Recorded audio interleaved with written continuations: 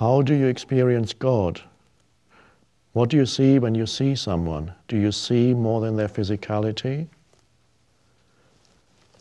How I experience God, I've been talking about, this is really the only thing I talk about. Now, in different words.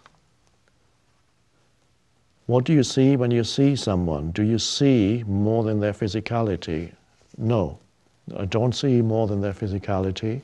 I see exactly what everybody else sees. But I feel or sense something that is deeper than the physicality, and that is hard to put into words. There's a sensing of there's more to you than what I see, not as a thought, but as a knowing. And because I know there's more to this form than I can see or you can see here. So the consciousness beyond the form looks through the form and senses of, we don't have a word for it. I can say I sense or I feel, it's not quite right. Maybe sense it is the closest, would have to create a new word for it.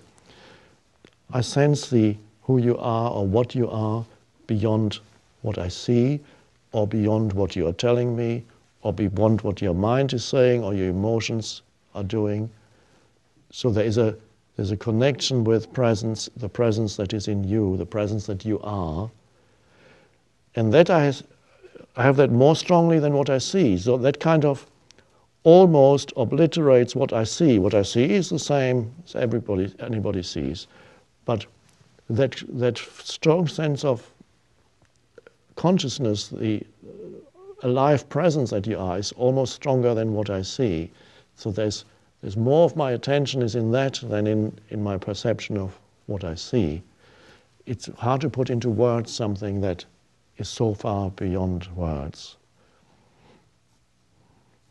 But this is not something special to me. This is something whenever you look at a human being and for a moment be free of definitions or interpretations, then you neither of yourself nor the other, no definitions, be there as just a spacious awareness, then you begin to sense an aliveness within you and the same aliveness in the other. And then whatever the human beings do isn't that important anymore. You don't react to, they may be saying something silly or intelligent or whatever, it doesn't matter that much. There's something deeper there. They may be deluded, they might want something from you, it doesn't matter anymore. It's very beautiful, because it's only from that place that you can really relate. It's not the personality, the mind level. That's the way to go for humans, to recognize each other as essentially sharing the same life, the same consciousness, recognizing oneness on a sense level, not an intellectual level, feeling oneness. And that's love in a deeper sense, not the ego love, but the true love. The love comes from there. You recognize that there is ultimately no other. The more you think in terms of others, the more you're in ego. He's like that, she's like that, she does that, he does that. Oh,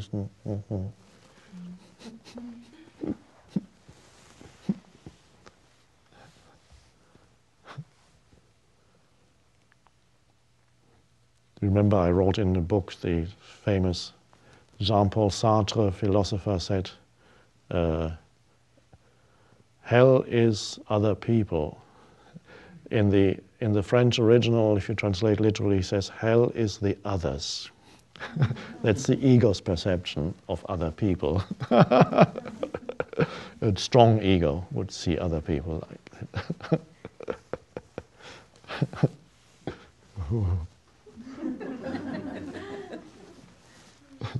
And of course, it can become so strong that you end up with things like paranoia, because every strong ego has already an element of paranoia in it, even before it's recognized as pathological. When it's still normal, it has an element of paranoia in it. And so any strong ego goes around the world in that way of,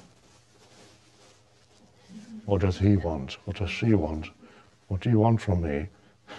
Oh, I know what he's thinking. Evil intentions, and so on. Very critical of others. They want something that's all very normal, but already part of the insanity.